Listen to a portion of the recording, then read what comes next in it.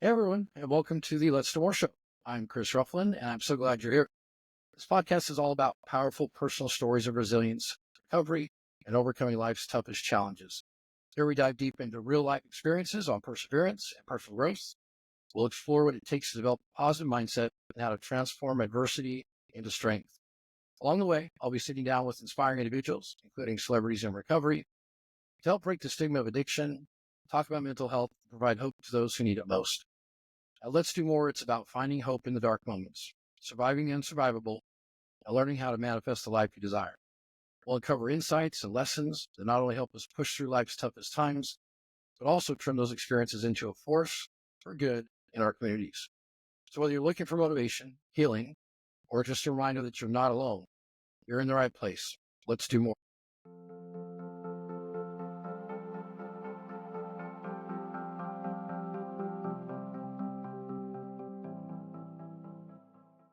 All right. Welcome to the Let's Do More show.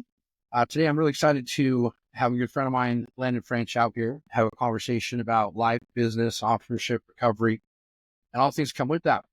If you're new to the show, uh, you know, Let's Do More is a show. It's all about exactly that, right? What can we do more for our communities? What can we do more for those around us? What can we do more for ourselves? To dream more, to be more, to do more. And it's really a show that's been inspired by stories of success and perseverance, whether that's in recovery or in business or a combination of both, or travesties or events. It's all about, how do we find the silver lining in those times to derive some hope from that and get through it? And then once we get through that, what do we do to help inspire others to get through similar type of situations? Part of our human experience here, I believe, and a big part of that needs to be helping others. I know my friend Landon here is all about that. So I'm excited to share the story with you guys today. And as normal and as usual, rather, if you have anybody who you know who's struggling with addiction or struggling with recovery, or you yourself are, please go to one of our social media channels and reach out. We'll always reach back to you. It is at letsdomore.life. And that's at letsdomore.life. And that will work for YouTube, Instagram, Facebook, all the above, as well as X. Feel free to reach out to us and let us help you. We have a lot of access to services and resources if you need them. So with that being said, so Landon, welcome, man. Thank you so much for having me on. Dude. Thinking that I would even be on a podcast, Right? sharing how I overcame, life's hardships. I thought I was going to be dead like a decade ago, right? So I have no, it's just being here and having a message. I'm just so grateful for all that. Yeah, dude. Yeah. I appreciate that. I think, duo on that. I don't think either of us should be sitting here. You know what I mean? But against the odds, yeah. If you would have told me I was going to be doing a podcast and actually getting out of my comfort zone, putting a lot of stuff out there, especially with where my path has been, in recovery from addiction, I would have never believed you. I certainly wouldn't have done it with the CIA following. Yeah, no. You don't put things like this on the internet. Yeah. So no, it's good to have you, man. I want to say just, before we get into kind of some sharing of your story, some questions and talking about, the success you've had in life and in recovery and personally and all that. I appreciate you coming on and being vulnerable, right? Yeah. I think that, we're going to talk about this more, but there's a huge problem with stigma in recovery. Mhm. There's a huge problem with stigma with an addict or an alcoholic or a junkie or all these things. And, at the end of the day, in my experience, and the reason that the show is based on people that are in recovery, for the most part, is that they're some of the strongest, most amazing, most beautiful souls I've ever seen. Right. And I remember going back to my first time in recovery, which led me into jail. When I met those guys in those jail cells and found out how good of a decent humans they were sober in there, and how they had each other's backs and just all these things you don't see with normal people, I knew that I was onto something, and recovery has blessed my life a lot.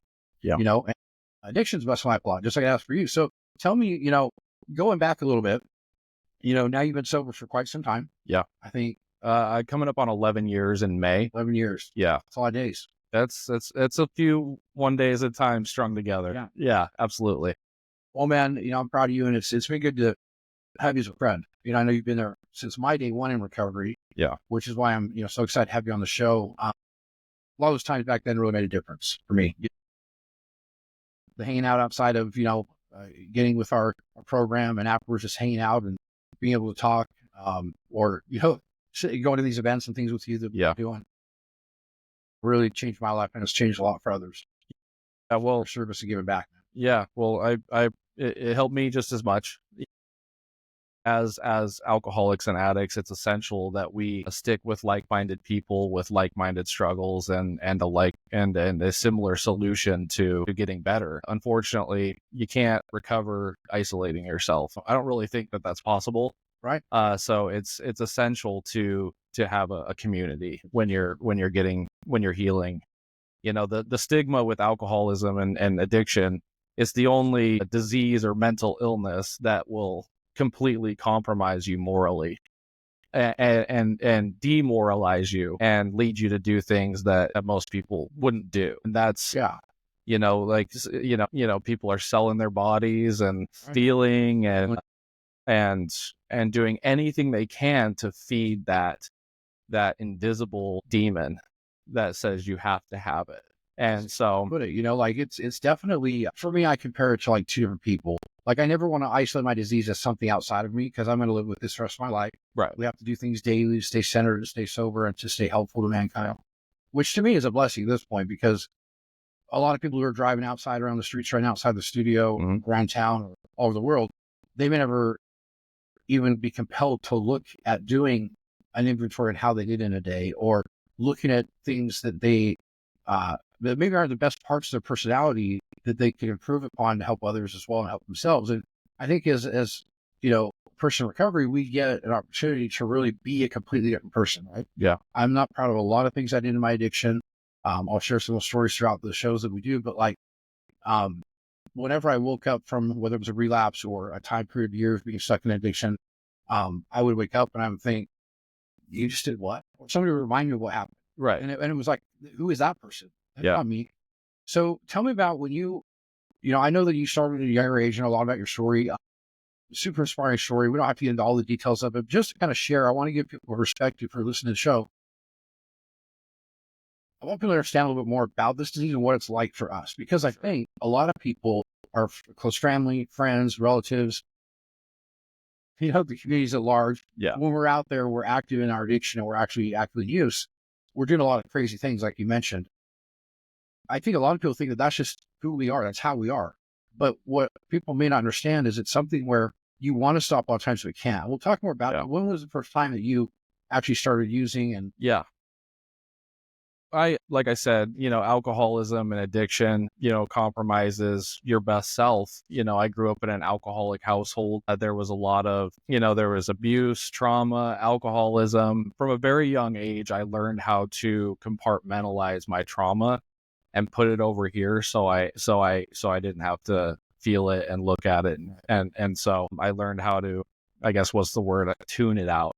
And when I found, the first thing I found when I was about 11 was cigarettes. Picked up one of my parents' cigarettes, and I said, "Oh wow, you're 11." Yeah, and I was like, it for a few minutes, it allowed me to escape. Like I didn't have to, I guess mentally do anything. I just put something in my body, and I was able to just completely let go and escape from my reality. And you're 11, so you didn't know what you were escaping from. No, I didn't understand a whole lot of what was going on. I just knew that when I used this, I felt different. I felt okay. I felt I felt safe. And so from then on, I was like, what's all this other stuff? Right. I discovered alcohol shortly after that. Exact same effect. I was able to escape and take all my problems, and they went away. They went away for a period of time. And you're how old? 11, 12 years old. So about the same age. Yeah. So found alcohol pretty quickly right after that first initial. Yeah. Tobacco, alcohol, marijuana was in my house all the time. And so I didn't have to go too far to find it. And so those are the three things that I was using to escape, and on a very regular basis. It was a spiritual experience all in of itself, finding these substances that allowed me to escape and feel okay and feel safe and forget. And I think a lot of people don't know, it's not science, right? I mean, when people were first getting sober and you had all these different programs and 12 steps, things like that people could do, people really felt like this was a moral failing. We now know it's a disease. It's a Yeah. genetic disease, and you're either born into it with your DNA or you cross that line at some point. Yeah. Where you've used so much that you now become addicted, and it actually changes the chemical makeup of our brain. But I think a lot of people realize is that we're not like normal people, meaning I never understood for myself, why would somebody sit down at a restaurant, order a beer because they're thirsty, and then finish it halfway because they're not thirsty anymore, Yeah. and leave it? It never made sense, because the way our brains are wired, right, is that it's all about more. It's all about, we take something, we want more. We take something, we want more, Yeah. more. And that's not something normal people experience. And so I think it's important on every show for me to point out this idea that, we're not doing this to people, right? We're not trying to hurt the people around us in the world or the communities. We are literally trapped in our own sort of hell, right? So you went from 11 years old doing this, you're drinking, you're going out. I mean, when was this point? And I know you have some crazy stories. You don't have to share them all. Yeah. Talk to me about a little bit about, like, once you were stuck in it and you knew you couldn't get out, like, what did that look like when you knew you couldn't stop? It was no longer just a drink here, there, or stealing from your mom or dad. It was full on. It probably wasn't until 10 years later, because for the longest time, it was a survival mechanism. It was, sometimes I attribute, the drugs and the alcohol for a period of time, Right, being a way for me to handle life and what was going on in life. And so it really wasn't till about 10 years later. So, I got sober when I was 24, or actually 23 actually. And I'm 34 now.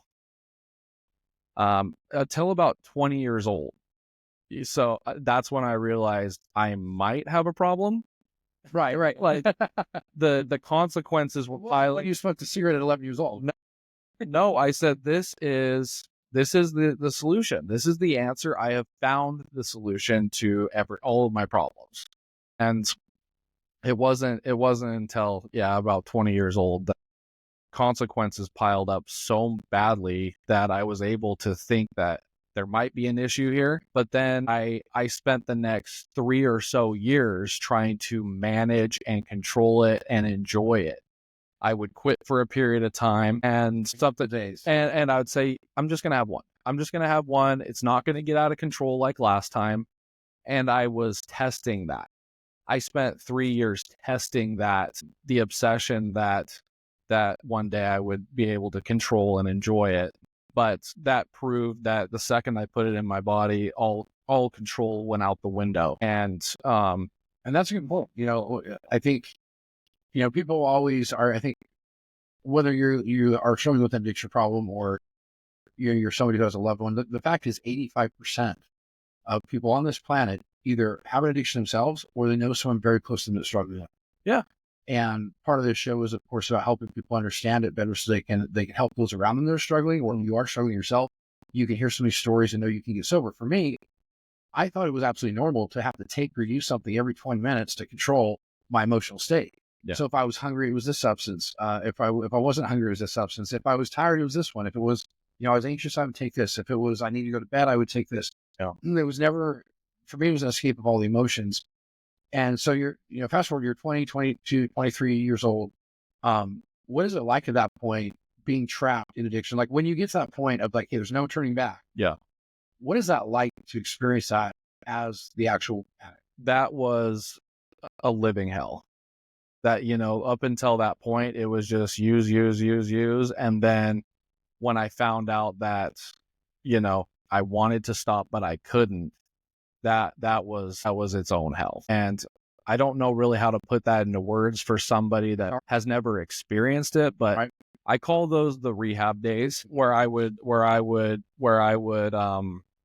use for a few months, consequences would pile up, and then I'd go to a treatment center. Right. I'd dry out for 30, 60 days. I'd go to the gym, I'd eat good food and relapse.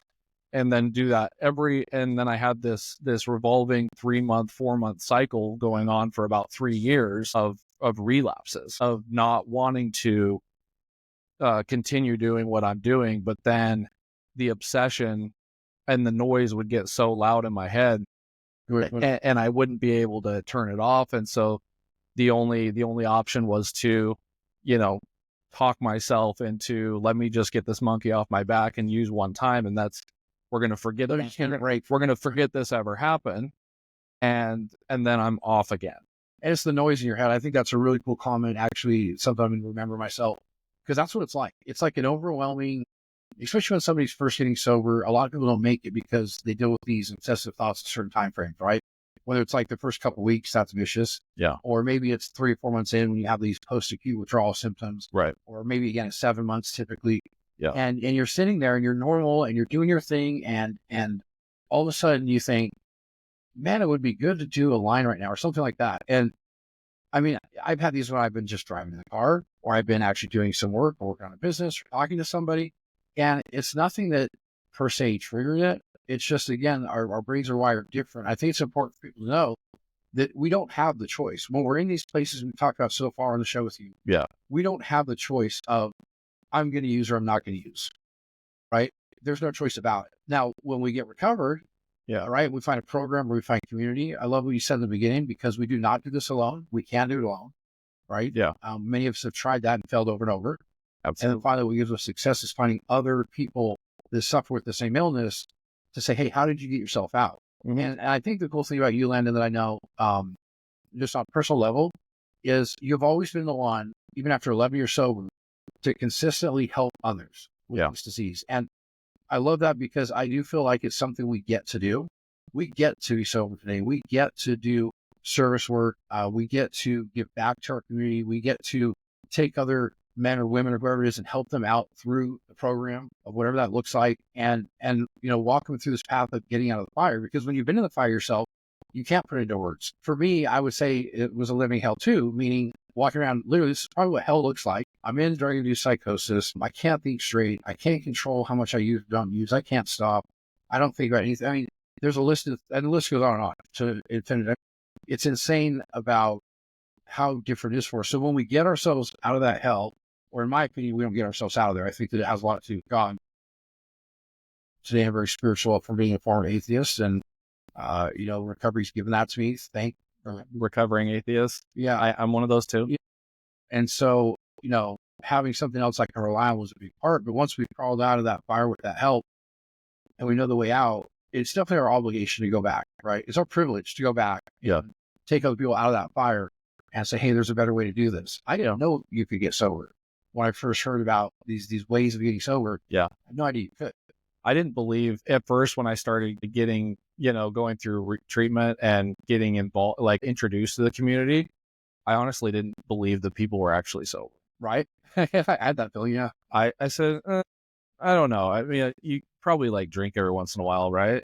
I don't know. For some reason, I was suspicious because I didn't really think that people actually got sober. Right. Being 100% absent. Yeah, 100% and nothing. And the reason that's important, which you touched on a minute ago, is that one is never going to be enough. I mean, it's never, one of them leads to thousands. It doesn't even matter. It doesn't matter if it's a pill, a line, a drink, a shot. I mean, all these different things that people get caught up in their addiction. Yeah. None of those matter, because once you take it in your body, as you said, now it's off to the races, and you no longer have that choice. Like today, you have a choice, right? You get today, you get to do things. Mm-hmm. What are some things you do today to stay grounded in your sobriety and to stay recovered? So I can tell you, in the beginning, my whole life revolved around recovery. Like I was multiple meetings a day. Right. I had to completely engulf myself in everything recovery in order to even have a fighting chance.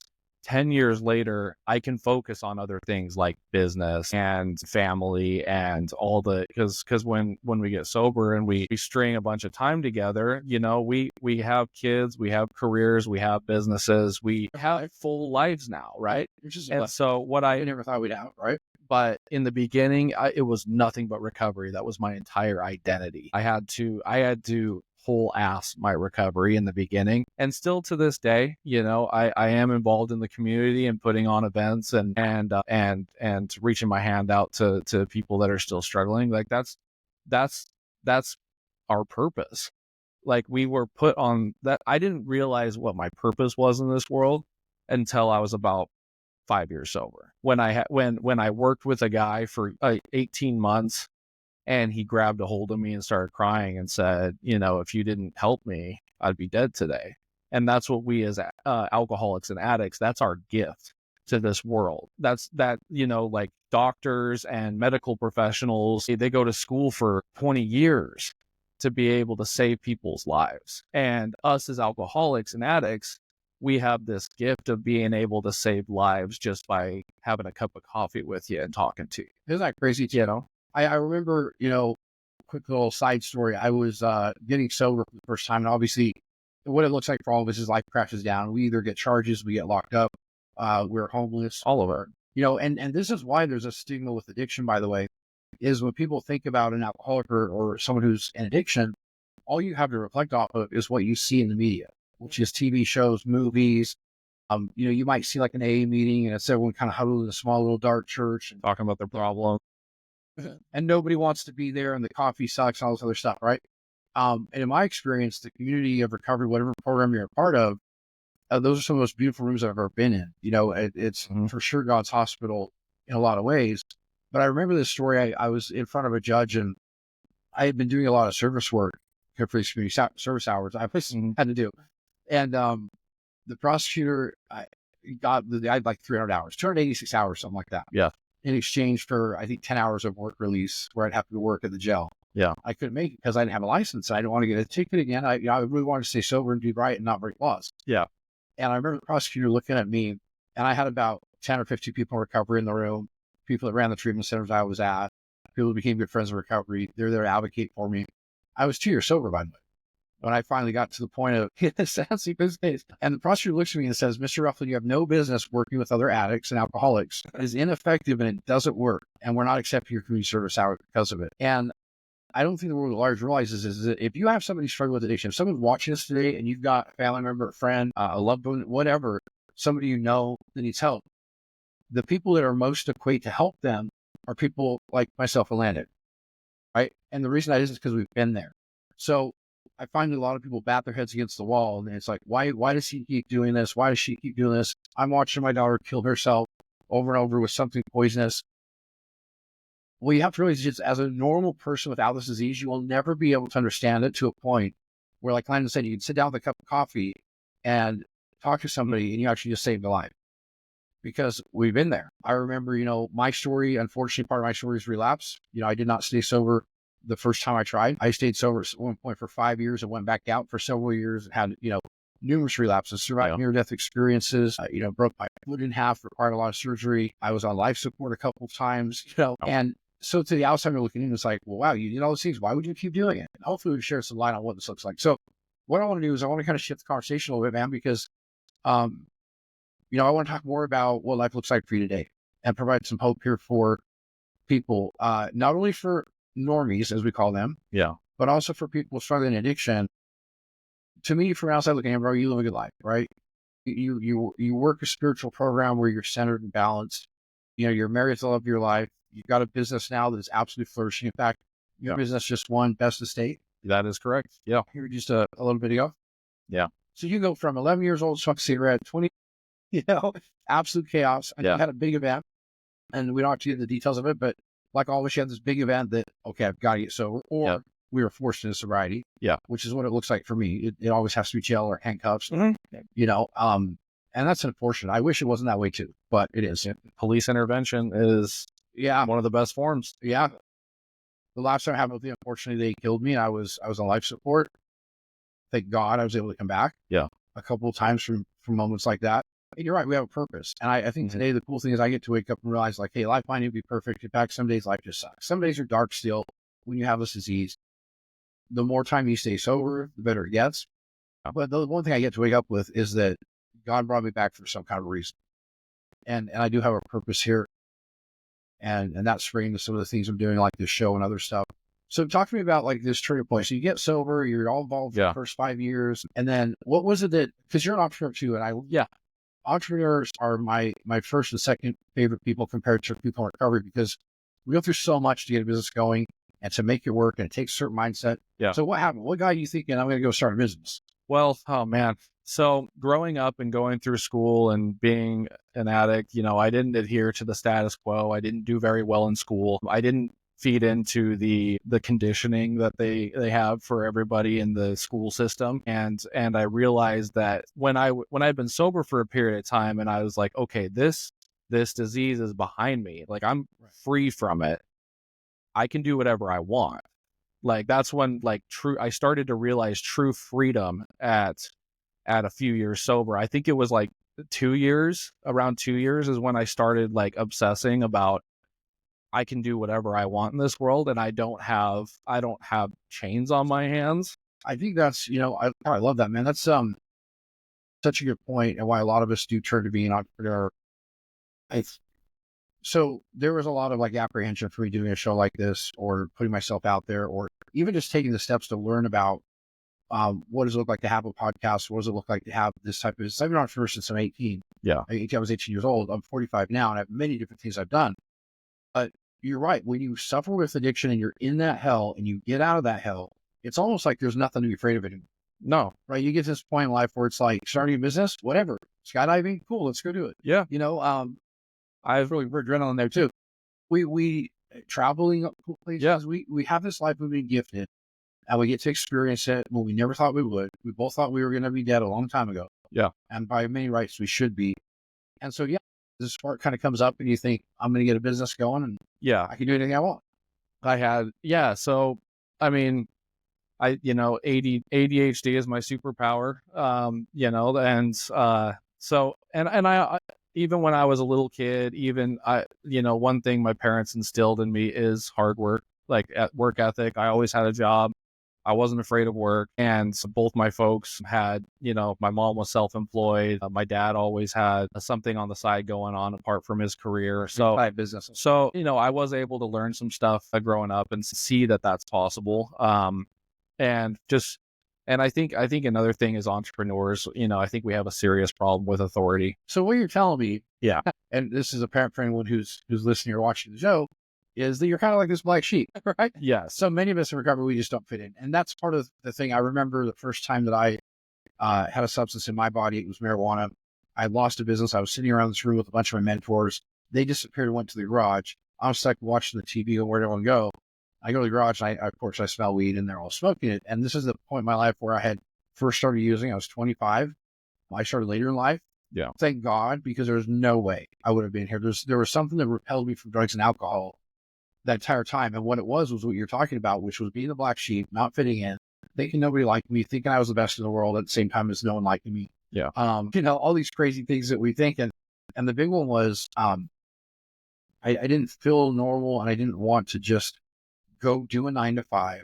I didn't want the 40-40-40 plan, right? Yeah. Work for 40 years. You're lucky if you can retire and have 40 years. And today it's impossible. I mean, let's get real. A typical 9 to 5 job is never going to provide you the freedom you want to do the things you want to do. Yeah. Now, I have respect for those jobs, and I have respect for the people that have worked very hard in school to become a doctor, a nurse, very surgeon, somebody who's great at what they do. My principle in life, just in general, is that I don't care what you're doing. I'm never going to judge you for doing it. Yeah. As long as it's something you're passionate about. Now, if you went to school just to make the 50 grand a year, right, thinking that's going to be the golden ticket for you to retire and live happily forever, that's the part I have a hard time with. Yeah. Because you don't have to live that way. You can have the freedom. What did it take to start the business? How scary was it? Like, walk me through how this thing gets going. Well, so, I had my own little turning point in my recovery, like I had from when I went from using to sobriety. I had that wake up call in sobriety where I was actually working in treatment.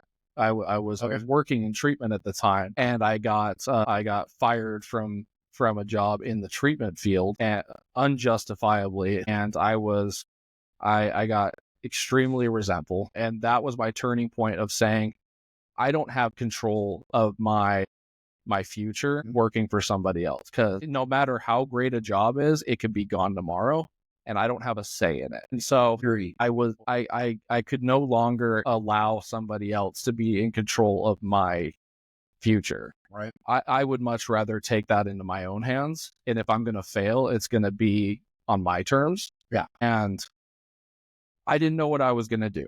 right? I get let go from this job. I'm in a relationship at the time, and my significant other was hounding me. She's like, "You need to get a job. Need to get a job." And I was like, "I can't. I cannot. I don't know what I'm gonna do." I was going into crazy credit card debt, and I was researching how to donate bone marrow.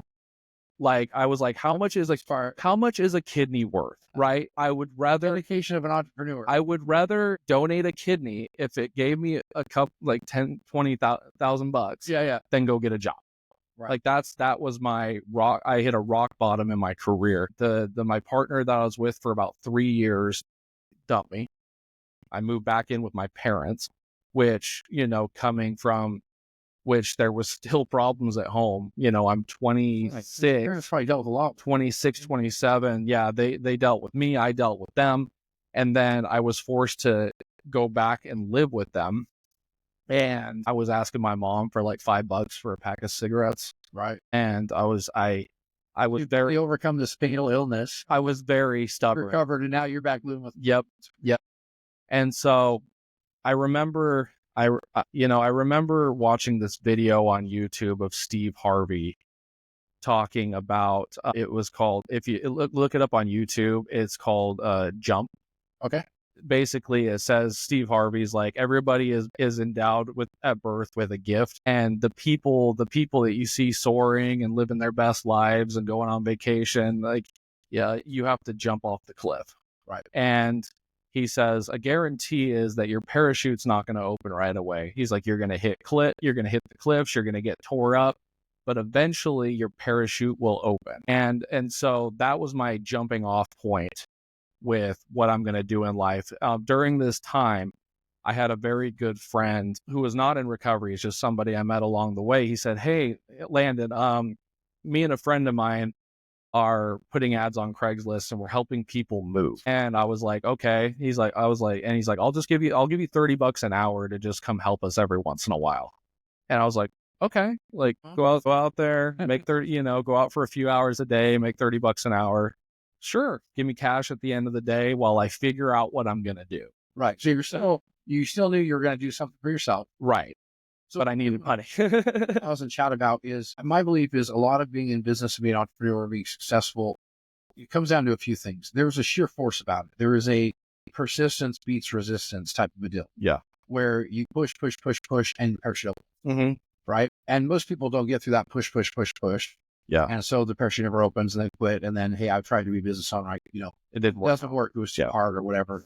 My model has always been find somebody who has what you want, do what they do, and you can get what they got. Right. I learned that from a mentor of mine. But do you think that you attracted? So speaking in law of attraction, I believe in thoughts are things. I believe our thoughts are the most powerful thing that we can say to others, we can say to ourselves. I believe that, you can look around my studio here and you can see there's several vision boards, pictures, places I've traveled, things I've done that remind me of, so the part of it is the work ethic, right? You got that from your parents. Part of it is also this mindset. And in my experience, mindset and work ethic are going to topple over education in business every time. You can't teach those things. And so do you think that you attracted, because the way you were thinking and, hey, I'm going to do something, I'm getting this $30 an hour, but I'm going to do something I don't know what I'm doing yet. Right. Were you attracting the business you're in now? Kind of like willing it to happen? The thing is, I had no idea that this was going to be my path in life. I went out and I started helping these guys. And I'll tell you what, moving, hardest job in the world, other than maybe like working in the oil patches out in Texas, right? Like, it was a hard job and I was beat. It's like doing CrossFit for 8 hours straight. And at this time, I was a little overweight. Like, I had sales jobs and cushy treatment jobs and stuff like that. So I was not doing physical labor. And part of me actually looked down on people at the time I was like, I'm gonna outsmart everybody, and I'm gonna make money with my intelligence, not by like brute labor. What's the quickest way I could do this? And so I go help them. Hardest thing I've ever done. After the first few times, I was like, hey, I actually really enjoy this, and I was helping people. Right. That's the cool thing, because after these jobs were done, houses, we're getting invited to the barbecue. We're giving hugs to everybody, even though I smell like a foot. You become part of the family for a few days, right? Because you're We doing all their stuff. Yeah, now we're a part of the family. Like, I'm helping people. And I was like, this goes along with what I've been taught in recovery, is to be of service to others. Interesting. It coincides with helping people, and I get to make money, and I make a living doing it. Right. So And so the two guys I was helping out, they moved on to something else. A couple months later, I was helping them 3-4 days a week, and making my cash at the end of the day. And they stopped doing it. They're like, they moved on to something else, college, career. And I was like, I'm just gonna put ads on Craigslist and do this. I know a lot of people that need jobs. Yeah. I know a lot of people that need money, and so I just kind of picked up doing that. Put the ads out on Craigslist and say we're just just a bunch of guys trying to make a little bit of money, and I wasn't charging very much. And it really wasn't until maybe a couple weeks after that I put ads out. I get a call from these two guys, and or this one guy, and he's like, "Hey, can you round up 12 people to come up to Park City, and we're loading like 3 53-foot semis." So I'm like, 12 people, like I'm calling, rounding people up. I round 12 people up together to go do this large job, and I still didn't know if this is what I'm going to do. Right. I still wasn't fully convinced that this is what my career path is going to be, or what I'm going to do for a living. But after that job was done, I think I got paid like $5,000 or $6,000 in cash. I paid all the guys that helped me. It was the first time in my life that, I was able to make $3,000 or $4,000 in a day. Right. And I was like, that's kind of crazy. And not only that, the individuals that hired me, there were these two brothers out of Florida that move people all around the country. The customer, I was sitting in the kitchen, and the customer hands this guy $1,000 in cash in front of me. You got broke off what, 6 of that, you said? Like $6,000, like for wrapping everything and getting it loaded. And he was moving interstate somewhere. I think he was going to Vegas. And I was like, you can make. I was like, how long did it take you guys to do this job? He was like, about 5 days. I was like, how much you guys doing the math? I said, what's your profit on this? And he's like, me and my brother will probably make $30,000 each, in a week. So I'm like, 20,000 in expenses, 60,000 in profit. Yeah, good numbers. And I was like, I didn't know that it was possible to make money like that. Like, and so, not to sound greedy or anything, but I was like, that's incredible. Right. I think it's every entrepreneur gets to that point where because none of us are born into it. Let's be honest. Yeah. The entrepreneurs that are born into it tend to not do the things we're talking about. Yeah. In my experience, 95%, 99% actually of entrepreneurs out there have had a very decent amount of struggle, pain, perseverance, and all of it, right? It's like living life to the fullest. Nobody just gets from point A to point Z. It's not like, oh, mom gave me all this money and now I'm out there being an entrepreneur. Yeah. It's more of the idea of what you're talking about most often is this thing grows into something. And then you have that day, kind of like the day in recovery where you're like, oh, wow, this is a turning point in my life. You have that business, I think, where all of a sudden you go, wait a second, I have to work $1 for an hour. Yeah. And I learned that from mentors in my first business that shared, because I grew up in a household much like yours, but it was a work 40 hours, a week. My dad worked 2 jobs. Ends were met, but we didn't see him a lot, right? I didn't know he was alcoholic until after I became one. Yeah. I learned I was one, but he wasn't around a lot. And so this idea of going to school, getting education, getting a job was something I already was bucking against. Yeah. But then I think there's this point, and I learned from mentors, like I said, where they started to share with me, you don't have to work an hour and trade your time for money. Yeah. Right? Because if I'm trading for my time for money, then number one, you and I only have 24 hours in a day. It's like everybody else. Your jobs or whoever else, right? Like, Jeff Bezos, one of the most wealthy people on the planet. he has the exact same day that everybody else does. Right. I don't think people make that correlation that it's what we do with our time and also how we delegate to other people. Yeah. You could have done that job and made the 3 or 4 grand you did without the 12 people that got you there. Yeah. And as an entrepreneur, you get to employ people, you get to help change the community that way. Right. So when did you decide to turn this into a full business? It was right around that moment. Like that was my wake up call. And I said, you know what? I'm going to do this. Right. This is what I'm going after now. So that was my turning point in being in the moving and storage business. It took many years to land jobs like that. You know, we've had the pleasure of having a few, but you know, it's been a grind. It's been a serious grind. You know, I started a business with a friend, a moving company with a friend. That didn't work out. And so I started Miracle Movers back in June of 2000. And so we've been plugging away at this for about 6.5 years now. Yeah. And I remember that was right around the time that I met with you at a Five Guys. That's right. I remember you called me and said, hey, I'm thinking of starting a business. I've done that. What do I do? And I relied upon you and a few other people in the recovery community that had started business and had success for guidance on that. And so I met with you, like 2 other individuals that I knew were doing this. And I just wanted to be a sponge and I'm just soak up as much as I do. That's the thing. I think that I always knew when you asked me to sit down with you, it was funny. We were writing on a napkin. Yeah. Laying out the structure. Didn't even bring paper. It was just like, how do you do it? Yeah. Just napkin fry, you know? Yeah. And those were the most amazing conversations, but I knew you would make it on that day because number one, take the initiative to reach out to somebody. And number two, the number 2 ingredient in business, my belief is you have to find somebody that has done it and ask them. Yeah. A lot of people don't do this because they think, well, why don't I go talk to a guy who's a moving company? He's not going to teach me what he does. He's a competitor. Yeah. Most entrepreneurs actually have the belief that there's more than enough customers, more than enough money, more than enough abundance to go around.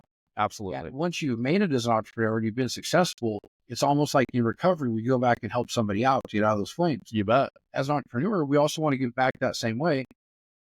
We don't have the same mindset of a lack mindset, right? Yes. So you set up the business, you do this thing on the napkin. And so talk about, you have the 6-year journey in business. Now, Miracle Movers, like I mentioned earlier, just became the best in the state. For one. Number 2, you guys have a giant warehouse, giant amount of storage. Yeah. You get to run this business with your wife, who I'm sure is a huge help in it as well. You know, just as you guys are part. She's the backbone of everything that we do. She's been instrumental in our growth. You know, we're half and half partners on the deal.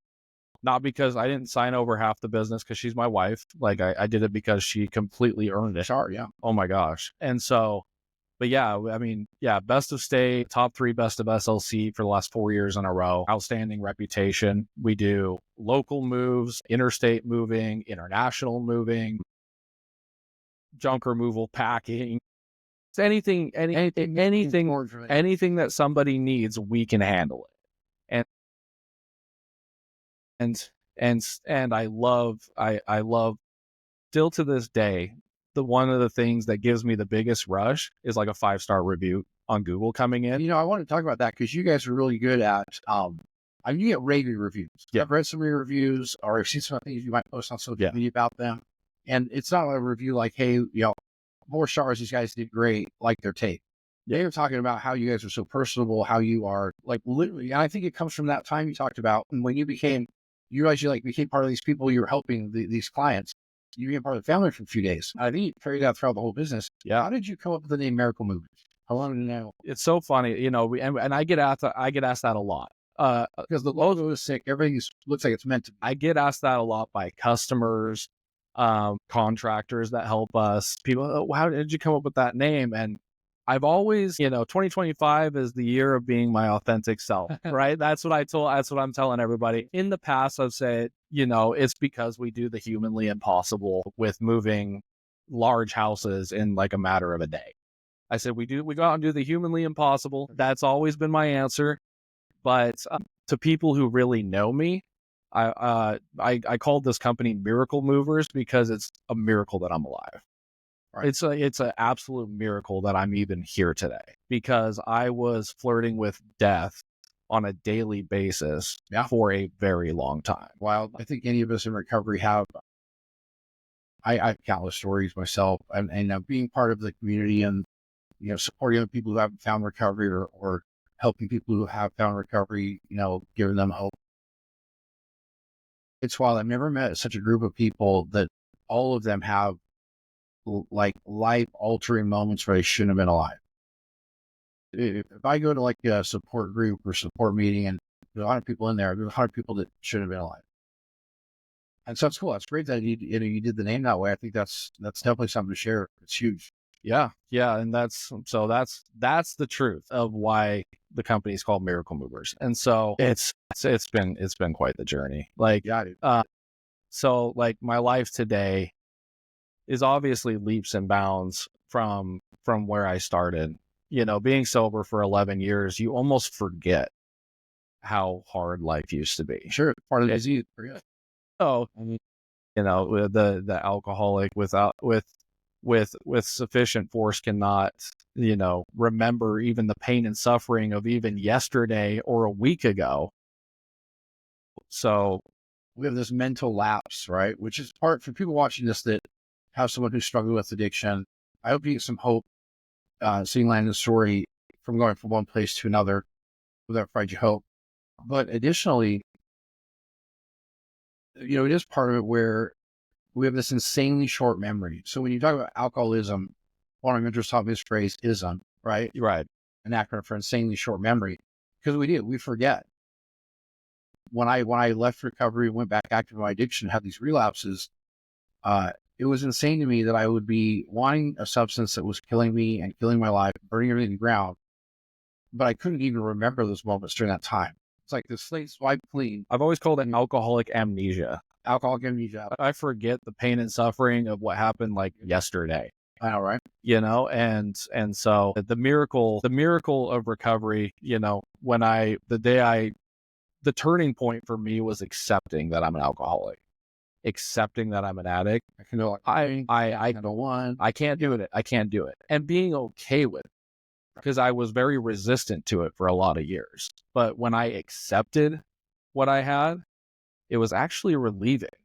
It was very relieving to be like, I am an alcoholic. I can no longer safely use alcohol in all the forms that it comes in and be okay. So I might as well just do something different. And that was freeing to fully accept myself. Right. You should not be full of shame or guilt about what you did. So one of the things I ask every person that I have on every individual on the show is, what are two things, and you've mentioned a lot of great advice and tips for people that might be trying to get into recovery, but what are two specific things that somebody could do if they're struggling right now, they can't stop, they're in the same position? What are the two top things you would tell them to do right now to be able to get free like you are? Oh man. Reach out to somebody first and foremost, even if they're not somebody that asking for help was one big part of surrender, of saying, I can't do this anymore and I need help. Yeah. So, because we don't like to ask for help. Preferably somebody that knows what to do with that advice or with that cry for help. If you know somebody in your life that has overcome addiction, or even if it's a church leader or a parent or somebody that you trust. Just tell somebody you're having a problem.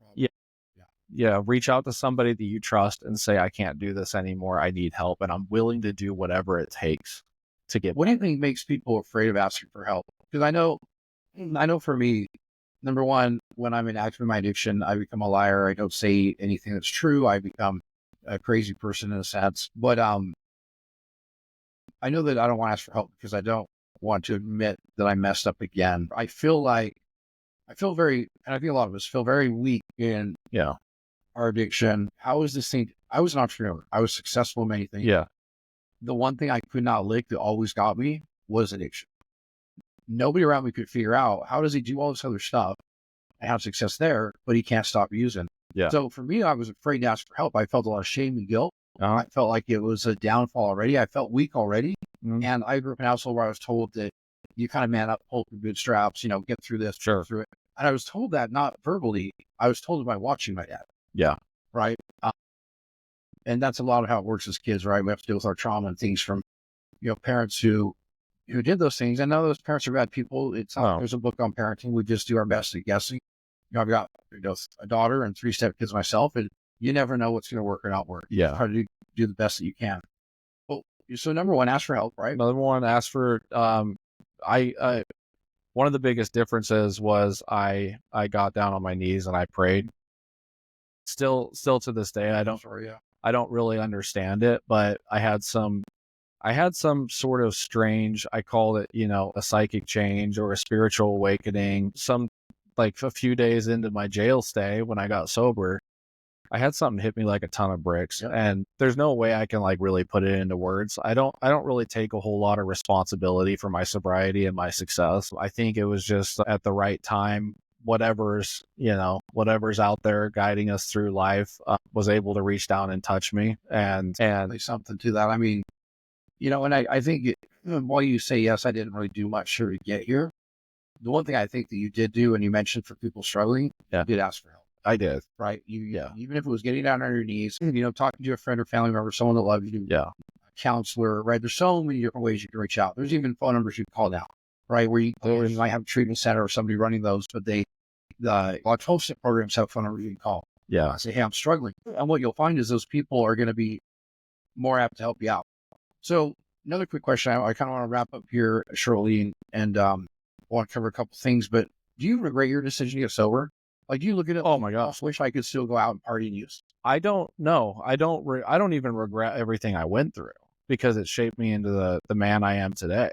I would go through it again and again because it's strengthened me. It's given me experience when hard things happen, like being a business owner, chaos ensues on a daily basis. Sure. It's not like smooth sailing. And so I've been to a place that's so dark and devastating that the dark and devastating places of my life today don't pale in comparison to what life used to be like. One of the hardest things I've gone through in my recovery is I lost my mom 7 months ago. I had to make the decision to take her off life support and watch my mom die. That is by far one of the hardest things I've ever had to go through in my recovery, but I was able to do it without turning to alcohol and drugs to numb that memory and that experience. Which is a miracle in itself, right? Right. So follow-up question on that, and you kind of spoke a little there. So would you go back? If you could go back and talk to your 11-year-old self that picked up that first cigarette, picked up the first drink, if you could talk to that kid and scare him enough to know what your story was going to look like during that addiction period, would you go back and change that? I would want to, like mentally, when I'm thinking about it right now, what I would tell that 11-year-old kid is that you have a really rough road ahead of you, but it's going to give you a gift to be able to help others and make you a strong individual. Like mentally, if I was talking to my son, that's probably what I would say. Yeah. Be like, I just want to let you know that you got a rough one ahead if you keep this up, but not that it's impossible, but it's a little rare to, for people to get out of that. Do I think it's possible for absolutely everybody? Yes. Yeah. But we found that very, very fortunate. I think that's important to mention. For every one of us that gets sober, gets in recovery, actually makes it out into long-term recovery and sobriety, which long-term recovery for me, in the beginning, it was a week. That was long-term for me. Yeah. I had, every 20 minutes, I was needing something to change the way I felt or to not feel the way I was feeling. And so, yeah, for every one of us that gets the way out, there's 1,000 out there that don't even know recovery is possible. I was one of those people. What do you mean? My neighbors aren't all doing methamphetamine and peeking through the garage looking for people that aren't there. Right. You know what I mean? Like, I literally was so involved in my addiction that I thought that was just the way that you live. It was normal. Yeah. And then unfortunately, it's not the way to live. Unfortunately, it's very painful and hard. How do you feel about your story? And this is kind of the last question. We'll left closing thoughts. How do you feel about your recovery story now, as far as like getting in recovery, getting sober, having the business? I mean, Do you feel like this was all the right way? Was it all the right path? Was it, Yeah. I mean, is this do you feel fulfilled? Really is the question here. Yeah. Yeah, absolutely. Yeah, I still to this day have to kind of pinch myself. And when I look back on my life, and I still can't really fully believe that like this is my life today. And I'm, you know, monetarily, I'm good. I'm married to a beautiful woman who is also in recovery, and we understand each other on that level. I'm, trying to do everything I can on a daily basis to become a pillar of the community, because I took and took and took from the community for so long that I want to do whatever I can to give back. My company donates moves on a monthly basis to individuals affected by domestic violence to get them out of that situation, and we also donate furniture to help them get set up in a new place, mentoring people in recovery. I want to use my, the gifts that I've received from being sober to help other people. Like that's, I want to use resources, experience to be able to just help people. That's the Right. I think that's the cool thing about you, Landon. Why I truly love you as a human being, as a friend. You're somebody I've always been able to look at and emulate in a lot of ways in my own life. And I think that's to live life from where you came and just be a beautiful example of recovery and friendship and happiness and peace and stuff like that. Yeah. You've had that, and you've had that from the first day I met you, which is great. It's a very uncommon thing, and a little more common in the rooms of recovery, but still in there, it's also uncommon. All right. So if somebody, real quick, just shameless plug for you here. I appreciate you being on the show. We never know who's going to listen to this or how it's going to get out there. But if somebody wants to have some more information on your business, on Miracle Moves, what's the best way to reach out to you? Yeah, the best way, you can visit us online, www.miraclemoversutah.com. You can give us a call at 801-709-1363. Speak with a moving consultant. We get to hear your needs, get you an estimate on any move you have coming up, whether it's local, interstate, international. We can help you out. So, and we can do just about anything you need. Right. You're right. And I can promise anyone who heard that they are not going to be treated any different than any other client. You are amazing at the customer service side of things. Yeah. Which is becoming rarer and rarer in business these days. I think that's why you're doing so well. So that's great. Yeah. All right. Well, man, again, I really appreciate you being on here, dude. I can't thank you enough for taking the time out of your busy schedule. And, I know today's filled up with you with a lot of service work anyways. Yeah. And so grateful that you're here.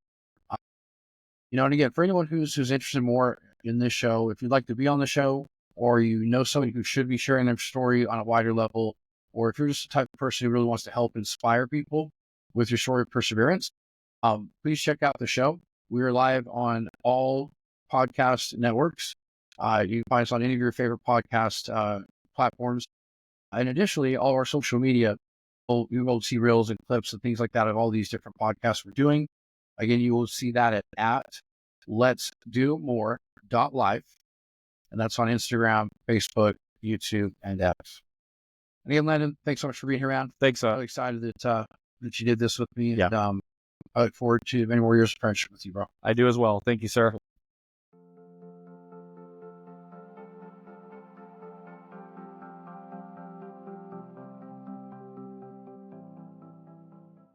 Well, that's it for today's episode of Let's Do More. I hope you found inspiration, hope, and some powerful takeaways to help you on your own journey of growth and resilience.